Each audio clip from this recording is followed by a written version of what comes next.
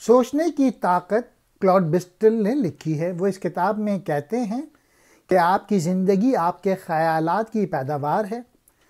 اگر آپ اچھی زندگی چاہتے ہیں تو آپ کو مثبت خیالات کرنے کی مشق کرنی ہوگی۔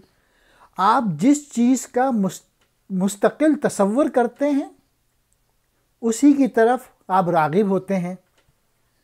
You attract whatever you constantly imagine۔ تنہا محنت سے کامیابی نہیں ملے گی۔ کتاب میں کلاڈ برسٹل لکھتے ہیں دنیا کی آبادی کا ایک بڑا حصہ محنت کرنے کے باوجود ناکام رہا ہے۔ ان کے مطابق محنت صرف وہ چیز نہیں ہے جو کسی کو کامیاب بناتی ہے۔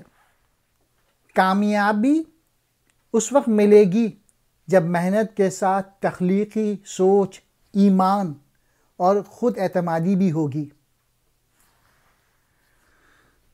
کلاڈ برسٹل لکھتے ہیں ہم وہی بن جاتے ہیں جن کا ہم تصور کرتے ہیں۔ جہاں کوئی ویژن نہیں ہوتا لوگ ہلاک ہو جاتے ہیں۔ آپ کی زندگی ہی آپ کی سوچ ہے اور آپ کے سوچنے کے عمل کا نتیجہ ہے۔ عام طور پر وہی حاصل کرتے ہیں جس کی ہم توقع کرتے ہیں۔ یہ کتاب ہر ایک کی لائبریری کا حصہ ہونا چاہیے اور اس کو بار بار پڑھنا چاہیے۔ اس کتاب میں آتھر نے کشش کے قانون کی وضاحت کی ہے۔ یقین کرنے کا جادو، یہ کتاب کلاڈ ایم برسٹل نے لکھی ہے۔ اگر آپ کو یقین ہے کہ آپ کوئی کام کر سکتے ہیں تو آپ یہ کر سکتے ہیں۔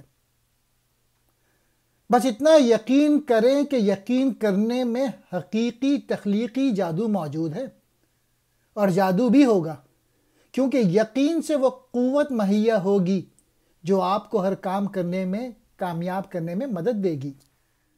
آپ کی زندگی ہی آپ کی سوچ ہے اور آپ کے سوچنے کے عمل کا نتیجہ ہے۔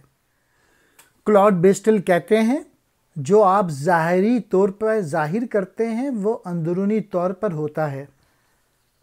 سوچنا ہی تمام دولت، تمام کامیابی، تمام مادی فائدے، تمام عظیم دریافتوں اور ایجادات اور تمام بڑی کامیابیوں کا اصل ذریعہ ہے۔ یہ خواہش تھی جس نے دنیا میں ترقی کی۔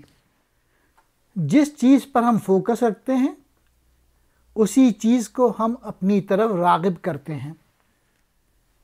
دوسروں کے لیے کام کرنے سے ہمیشہ منافع ملتا ہے۔ ہمارے پاس جدید دنیا میں جو کچھ بھی ہے وہ خواہش کا نتیجہ ہے۔ در حقیقت خواہش ہی زندگی کی قوت ہے۔ اگر آپ خود کو راضی کر سکتے ہیں تو آپ دوسرے ساتھی کو بھی راضی کر سکتے ہیں۔ آپ کو بڑا ہونے کے لیے بڑا سوچنا ہوگا۔ آپ اپنے کام میں جتنی زیادہ دلچسپی لیتے ہیں اس کے نتائج اتنے ہی زیادہ ہوتے ہیں۔ تمام عظیم آدمی جلد فیصلہ لینے والے آدمی ہیں۔